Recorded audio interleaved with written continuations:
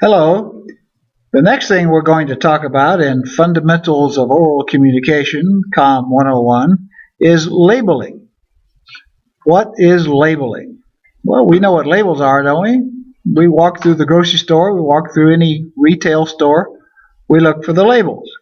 I know some people won't buy a piece of clothing until they open up the inside of the front of the clothing, the piece of clothing, and look and see what kind of labels on the inside of it. I know some people that will buy only certain labels. It doesn't matter the quality of the garment as long as the label that they're looking for is in that garment. How about in the grocery store? Do you have favorite brands that you look for?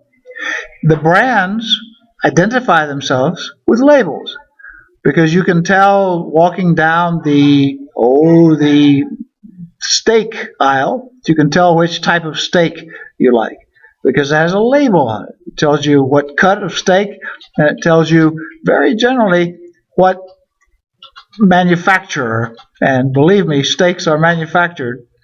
It's a process. Out in Texas, it looks like a great big assembly line turning cows into steaks. I've seen it personally. So labels are very important. If labels are important enough to make us look for a specific label, they must have a big impact on our psyches and on our feelings about the thing that bears a specific label. And indeed, that is absolutely correct. Let's talk about labeling when it comes to human beings. The name that we call something becomes that thing. That process of calling a person or something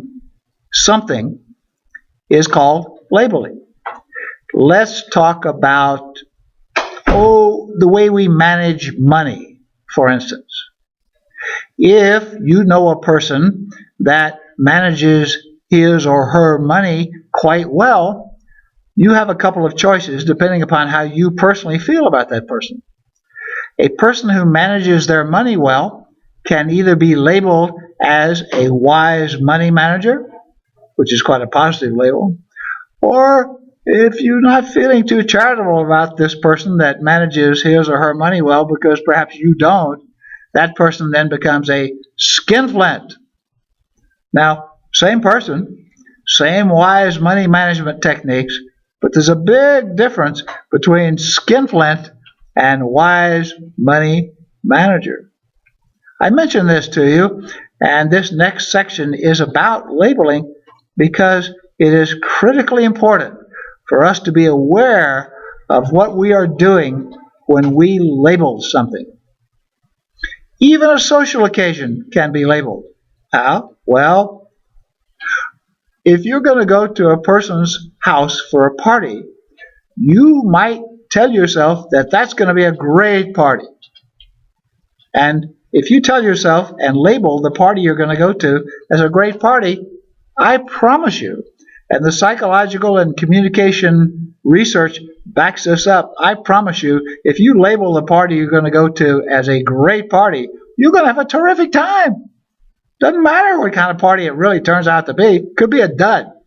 But if you think in advance and call the party that you're going to go to a great party, I promise you, you'll have a good time.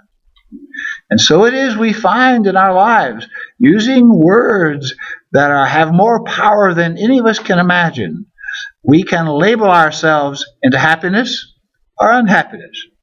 If we call Monday Blue Monday, we're not going to have very good Mondays, regardless of the weather, regardless of where you are. You could be in Hawaii on a crystal clear day and call it Blue Monday, and you could have a bad day. So be aware of labeling. Be aware that the names that we call things, people, places, events, ideas, and feelings become those things. Words are very, very powerful. The old adage that sticks and stones may break my bones, but words will never hurt me. The person that made up that little phrase was living in fantasy land. because words mean everything.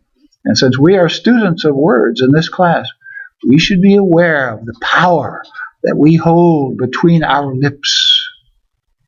So sit back, enjoy yourself, because this section is about labeling.